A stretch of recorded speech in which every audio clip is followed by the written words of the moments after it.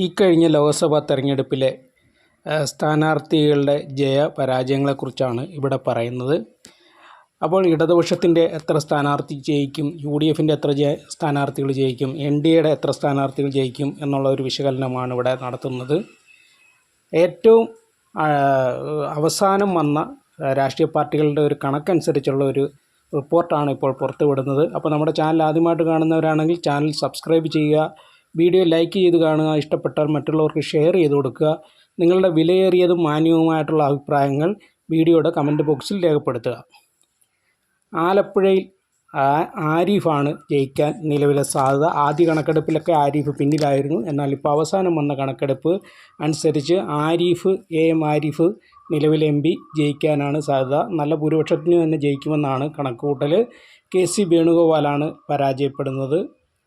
ആലത്തൂർ മണ്ഡലത്തിൽ നിലവിലെ നമ്മുടെ മന്ത്രി കൂടിയായ K രാധാകൃഷ്ണൻ ജയിക്കാനാണ് സാധ്യത. രമ്യ ഹരിദാസ്, നിലവിലെ MP രമ്യ ഹരിദാസ് അവിടെ പരാജയപ്പെടും. ആറ്റിങ്ങൽ മണ്ഡലത്തിൽ B ജോയ് അവിടെ വിജയിക്കും. നിലവിലെ MP ആയിട്ടുള്ള അടൂർ പ്രകാശ് അവിടെ പരാജയപ്പെടാനാണ് സാധ്യത. അതുപോലെ തന്നെ അവിടെ B മുരളീധരൻ ഒരുപക്ഷെ രണ്ടാം സ്ഥാനത്തേക്ക് വരാനും ഒരു സാധ്യതയുണ്ട്. അടുത്തത് ചാലക്കുടി മണ്ഡലമാണ്. ചാലക്കുടി മണ്ഡലത്തിൽ C രവീന്ദ്രനാഥ്, മുൻ മന്ത്രിയായിട്ട് വിദ്യാഭ്യാസ മന്ത്രിയായിരുന്ന C രവീന്ദ്രനാഥ് ജയിക്കും. അവിടെ ബെന്നി ബെഹനാൻ പരാജയപ്പെടും. എറണാകുളത്ത് KJ ഷൈനാണ് ജയിക്കാൻ സാധ്യത. അവിടെ ഒരു വലിയ ഭൂരിപക്ഷം വരാൻ സാധ്യത കുറവാണ്. ഹൈബി ഈഡനെ പരാജയപ്പെടുത്തി KJ ഷൈൻ ടീച്ചർ വിജയിക്കാനാണ് സാധ്യതയെന്നാണ് അവസാന കണക്കുകൾ. ഇടുക്കിയിൽ UDF സ്ഥാനാർത്ഥിയായിട്ടുള്ള ഡീൻ കുര്യാക്കോസ് ജയിക്കും. അവിടെ ജോയ്സ് ജോർജ് പരാജയപ്പെടും. നിലവിലെ MP കൂടിയാണ് ഡീൻ കുര്യാക്കോസ് തന്നെ വിജയിക്കാനാണ് സാധ്യത. കണ്ണൂരിൽ MV ജയരാജൻ ആണ് ജയിക്കാൻ സാധ്യത. അവിടെ K സുധാകരനെ പരാജയപ്പെടുത്തി MV ജയരാജൻ ജയിക്കുമെന്നാണ് അവസാന കണക്കുകൾ വരുന്നത്. കാസർഗോഡ് രാജ്മോഹൻ ഉണ്ണിത്താൻ വിജയിക്കാനാണ് സാധ്യത. MP ബാലകൃഷ്ണനാണ് LDFൻ്റെ സ്ഥാനാർത്ഥി. ആദ്യഘട്ടത്തിലൊക്കെ MP ബാലകൃഷ്ണൻ ജയിക്കും എന്നുള്ളൊരു കണക്കായിരുന്നെങ്കിൽ പോലും അവസാന ഘട്ടത്തിലേക്ക് വന്നപ്പോൾ രാജ്മോഹൻ ഉണ്ണിത്താൻ ചെറിയ ഭൂരിപക്ഷത്തിൽ, ഒരു 25,000 വോട്ടിൻ്റെയൊക്കെ ഭൂരിപക്ഷത്തിന് ജയിക്കാനാണ് സാധ്യത ഇപ്പോൾ പറയുന്നത്. അടുത്തതായി കൊല്ലം മണ്ഡലത്തിൽ നിരവധി ആരോപണങ്ങളും പ്രത്യാരോപണങ്ങളും ഒക്കെ വന്നെങ്കിൽ തന്നെയും NK പ്രേമചന്ദ്രൻ തന്നെ വീണ്ടും നിലവിൽ MP ആയ NK പ്രേമചന്ദ്രൻ വീണ്ടും ജയിക്കാനാണ് സാധ്യത. M മുകേഷ് പരാജയപ്പെടും. കോട്ടയത്ത് മത്സരം രണ്ട് രീതിയിൽ വരാം. ഫ്രാൻസിസ് ജോർജ് ജയിക്കുമെന്നാണ് അവസാന കണക്കുകൾ. എങ്കിലും ആദ്യഘട്ടത്തിലെ കണക്കുകളൊക്കെ അനുസരിച്ച് തോമസ് ചാഴിക്കാടനാണ് ജയിക്കാൻ സാധ്യത. രണ്ടായാലും ചെറിയൊരു ഭൂരിപക്ഷം മാത്രമായിരിക്കും ഉണ്ടാകുക. ഈ ഒരു സീറ്റ് ഇടതുപക്ഷത്തിലേക്കോ UDFിലേക്കോ അവസാന ഘട്ടത്തിൽ എങ്ങനെയും മാറാം. ഒരു തുല്യമായിട്ടുള്ള ഒരു മത്സരമായിരുന്നു എന്ന് തന്നെ പറയാം. അടുത്തത് കോഴിക്കോട് MK രാഘവനാണ്, UDFൻ്റെ MK രാഘവൻ ജയിക്കും. എളമരം കരീം പരാജയപ്പെടാനാണ് സാധ്യത. അടുത്തത് മലപ്പുറം ET മുഹമ്മദ് ബഷീർ ജയിക്കും. LDFൻ്റെ യുവ നേതാവ് BA വസീഫ് പരാജയപ്പെടും.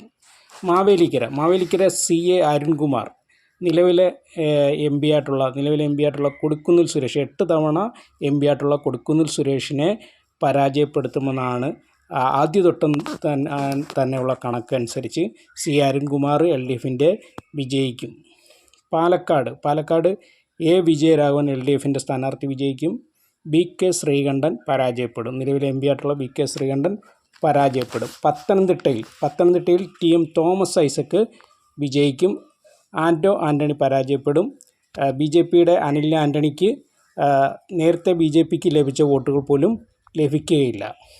അടുത്തത് പൊന്നാനിയിൽ അബ്ദുൾ സമദാനി വിജയിക്കും. KM ഹംസ, UDFിൽ നിന്ന് തന്നെ അടർത്തിക്കൊണ്ടുവന്ന് LDFന് വേണ്ടി മത്സരിച്ച, മുസ്ലിം ലീഗിൽ നിന്നും വന്ന മുൻ നേതാവ് KS ഹംസ LDFന് വേണ്ടി മത്സരിച്ചു. അദ്ദേഹം പരാജയപ്പെടും. തിരുവനന്തപുരം ആര് ജയിക്കുമെന്ന് 100% പറയാൻ പറ്റാത്ത ഒരു മണ്ഡലം തന്നെയാണ്. അത് ശശി തരൂരാണ് നിലവിൽ ജയിക്കാൻ സാധ്യത എന്ന് പറയുന്നുണ്ടെങ്കിലും അവസാന ഘട്ടത്തിലേക്ക് വരുമ്പോൾ ചന്ദ്രശേഖരനും പന്ന്യൻ രവീന്ദ്രനും എല്ലാം തുല്യമായിട്ട് നിൽക്കുകയാണ്. അതുകൊണ്ട് ഇവരിൽ 3 പേരിൽ ആരും ജയിക്കാവുന്ന ഒരു ഘട്ടമാണ്. എങ്കിലും ശശി തരൂർ ജയിക്കുമെന്നാണ് ഇപ്പോഴത്തെ കണക്കുകൾ. അടുത്തത് തൃശ്ശൂർ VS സുനിൽകുമാർ ഇടതുപക്ഷത്തിൻ്റെ സ്ഥാനാർത്ഥി തന്നെ ജയിക്കും. അവിടെ സുരേഷ് ഗോപി പരാജയപ്പെടും. മുരളീധരൻ പരാജയപ്പെടും. ഇതിൽ സുരേഷ് ഗോപിയാണോ മുരളീധരനാണോ രണ്ടാം സ്ഥാനത്ത് വരുന്നതെന്നുള്ള മാത്രം നോക്കിയാൽ മതി. വയനാട് രാഹുൽ ഗാന്ധി തന്നെയാണ് ജയിക്കുന്നത്. അത് പ്രത്യേകിച്ചൊന്നും പറയാനില്ല. എങ്കിൽ പോലും കഴിഞ്ഞ തവണത്തെ അത്രയും ഭൂരിപക്ഷം അദ്ദേഹത്തിന് ലഭിക്കുകയില്ല. ആനി രാജയ്ക്ക് ഇടതുപക്ഷത്തിൻ്റെ സ്ഥാനാർത്ഥിക്ക് നല്ല മുന്നേറ്റം നടത്താൻ കഴിയും. ഏറ്റവും കൂടുതൽ പോളിംഗ് നടന്ന ഏറ്റവും വലിയ ശ്രദ്ധാകേന്ദ്രമായിട്ടുള്ള വടകര മണ്ഡലമാണ് അവസാനമായിട്ട് പറയാനുള്ളത്. അവിടെ ആദ്യഘട്ടത്തിലൊക്കെ തന്നെ പറഞ്ഞിരുന്ന ശൈലജ ടീച്ചർ തന്നെ അവസാന ഘട്ടത്തിലും ജയിക്കും എന്ന് തന്നെയാണ് ഉറപ്പ്.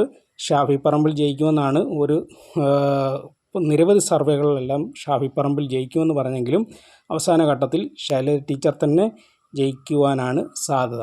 ഇതിലിപ്പോൾ പറഞ്ഞതിൽ 20 മണ്ഡലങ്ങളിൽ 11 മണ്ഡലങ്ങളിൽ LDF ജയിക്കും, 9 മണ്ഡലങ്ങളിൽ UDF ജയിക്കുമെന്നാണ് പറഞ്ഞത്. എങ്കിലും ഇതിൽ UDFന് ലഭിക്കുമെന്ന് പറഞ്ഞ ഒരു 2 മണ്ഡലങ്ങൾ കൂടെ ഇടതുപക്ഷത്തിന് ചിലപ്പോൾ ലഭിച്ചേക്കാം. അത് കോട്ടയവും അതുപോലെ തന്നെ തിരുവനന്തപുരമാണ്. കോട്ടയം തിരുവനന്തപുരവും ഒരു പക്ഷേ ഇടതുപക്ഷത്തിന് ലഭിക്കാൻ സാധ്യതയുള്ള 2 മണ്ഡലങ്ങളാണ്. അങ്ങനെ വരുമ്പോൾ 13 സീറ്റ് വരെ 11 മുതൽ 13 സീറ്റ് വരെ LDFനും 7 മുതൽ 9 സീറ്റ് വരെ UDFനും നേടാനുള്ള സാധ്യതയാണ്. BJP അക്കൗണ്ട് തുറക്കുകയില്ല ഈ തവണയും.